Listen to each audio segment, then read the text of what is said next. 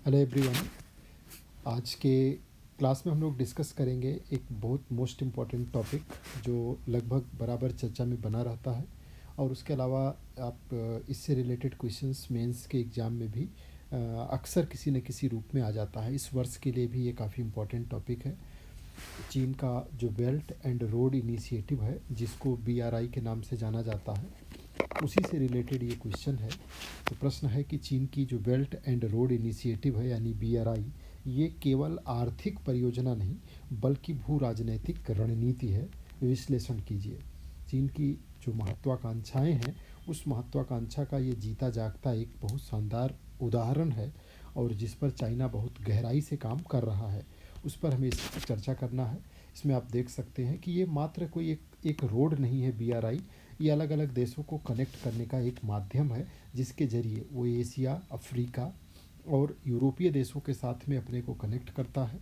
लगभग 140 प्लस देशों के साथ चाइना BRI के ज़रिए अपने आप को कनेक्ट कर चुका है। जिसमें उसका मकसद क्या क्या है, तो वो आइए देखिए। सबसे पहले तो आंसर को कैसे डिजाइन करेंगे, उसके अंदर आपको कंटेंट क्या डालना है।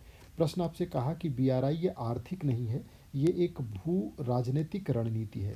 तो आपके पास इस प्रश्न से रिलेटेड क्या नॉलेज होना चाहिए, जिसको आप अपने आंसर में एक फॉर्म देंगे, एक स्वरूप देंगे। तो वो उसको अगर 5-6 पॉइंट्स में हम समझने का प्रयास करें, तो देखिए BRI जो है ये एक वैश्विक कनेक्टिविटी की परियोजना है।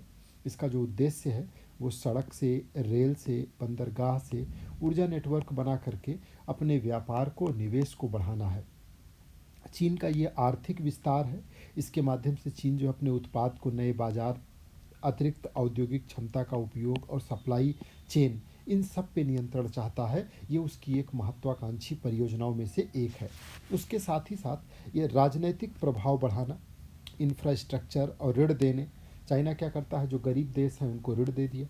ढेर सारा हमारा पड़ोसी पाकिस्तान, वो इसी समस्या से पीड़ित है। अफ्रीका के तमाम देश जो किसी न किसी क्राइसिस का सामना कर रहे हैं, उनको पैसा दे देता है, उनको ऋण दे दिया। अब ऋण के बदले में अगर वो ऋण नहीं दे पाए, चाइना में बलूचिस्तानी क्यों इतना विद्रोह कर रहे हैं, तो जो कर्ज है जो नहीं अदा हो पा रहा, उसके बदले वहाँ की माइनिंग में खुदाई, वहाँ से चीज़ों को एक्सट्रैक्ट करना, संसाधनों का दोहन अपने पक्ष में करना, इस तरीके की चीज़ें चाइना शुरू करता है। वहाँ के जो पर्सनल पॉलिटिक्स है उसमें हस्तक्षेप करना, उसको इस तरीके से प्रभावित करना कि उसका मैक्सिमम हित अपने लिए साधा जा सके, इन सारी चीज़ों पे काम करना वो शुरू कर देता है। राजनीतिक प्रभाव बढ़ा करके ऋण देना, इंफ्रास्ट्रक्चर।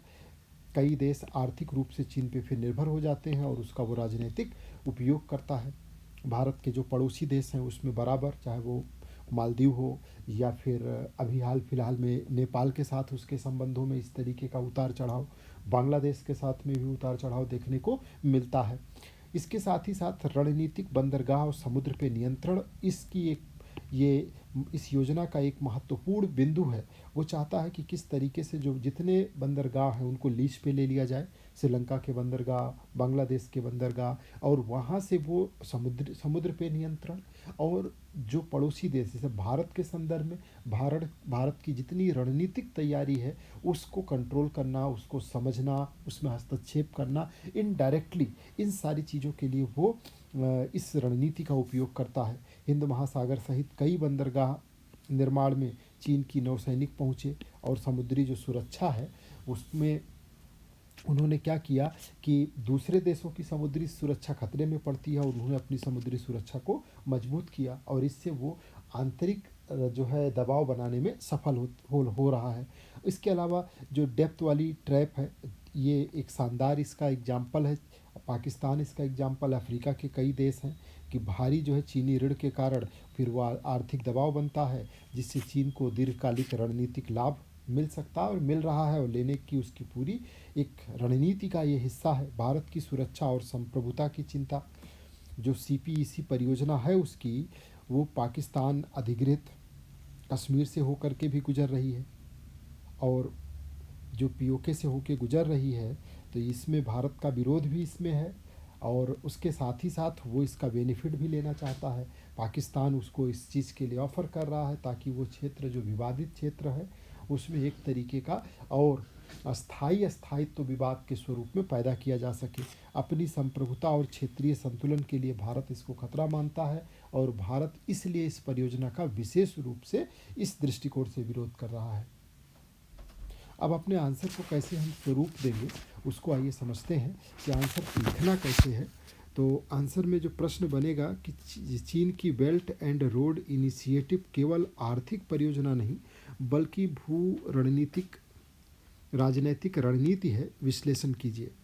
इसमें आपको एक इंट्रोडक्शन लिखना है कि बेल्ट एंड रोड इनिशिएटिव ये 2013 में चीन के द्वारा शुरू की गई और ये है क्या, एक विशाल अवसंरचना और कनेक्टिविटी परियोजना है जिसका उद्देश्य एशिया, यूरोप और अफ्रीका के बीच में व्यापार, निवेश और संपर्क ये बढ़ाना है।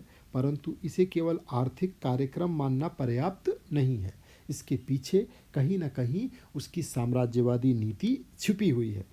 BRI के तहत सड़क, रेल, बंदरगाह, ऊर्जा पाइपलाइन और डिजिटल नेटवर्क विकसित किए जा रहे हैं। इससे व्यापार लागत घटती है, बाजारों तक पहुंच बढ़ती है, विकासशील देशों में अवसंरचना निवेश मिलता है। चीन को भी अतिरिक्त औद्योगिक क्षमता के उपयोग, निर्यात बढ़ाने और नई आपूर्ति श्रृंखला बनाने का अवसर मिलता है। तो ये तो इसका आर्थिक पक्ष हो गया। लेकिन अब इसके अगर हम भू राजनैतिक जो रणनीति है उसकी बात करें तो देखिए, आप इसको 3-4 पॉइंट्स में इस तरीके से रख सकते हैं। ये तो इसका आर्थिक पक्ष था। अब इसके अगर भू राजनीतिक रणनीतिक पक्ष की बात करें तो पहला है कि यह परियोजना चीन के वैश्विक प्रभाव को बढ़ाने का माध्यम है। इससे कई देशों की अर्थव्यवस्था चीन पे निर्भर हो जाती है। दूसरी बात कि जो रणनीतिक बंदरगाह हैं, समुद्री मार्ग है, जैसे हिंद महासागर में निवेश से चीन की जो समुद्री उपस्थिति है और सुरक्षा है वो उसको काफ़ी मजबूत बनाता है। तीसरा है कि ऋण आधारित परियोजनाओं के कारण कुछ देशों में ऋण निर्भरता की स्थिति बनती है जिससे चीन को इसका क्या मिल रहा है, राजनीतिक फ़ायदा मिल रहा है।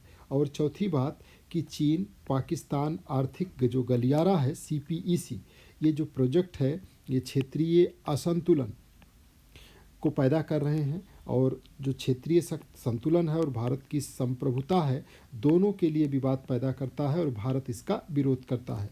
तो इस प्रकार से BRI आर्थिक विकास और कनेक्टिविटी का साधन होने के साथ साथ चीन की दीर्घकालीन वैश्विक नेतृत्व, सामरिक पहुंच और राजनीतिक प्रभाव बढ़ाने की व्यापक भू राजनीतिक रणनीति भी है।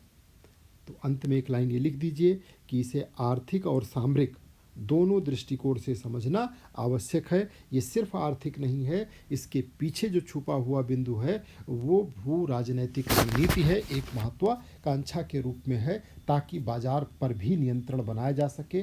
और बाजार पर नियंत्रण बनाने का मतलब देश पर नियंत्रण किसी न किसी रूप में, उनको ऋण ट्रैप में फंसा करके, उनके संसाधनों पर कंट्रोल करके, उनकी राजनीतिक स्थिति में हस्तक्षेप करके, अलग अलग तरीके के जहां शक्ति को स्थापित किया जाएगा फिर वहां आप चीज़ों को अपने मनानुकूल करने का प्रयास होगा। तो इस तरीके से आप इस प्रश्न का आंसर डिजाइन करिए, कोशिश करिए, इसका आंसर लिखिए। इससे इस तरह से क्वेश्चन या इससे रिलेटेड, इस टॉपिक से रिलेटेड क्वेश्चंस आपको मेंस में लिखने के लिए मिल सकता है।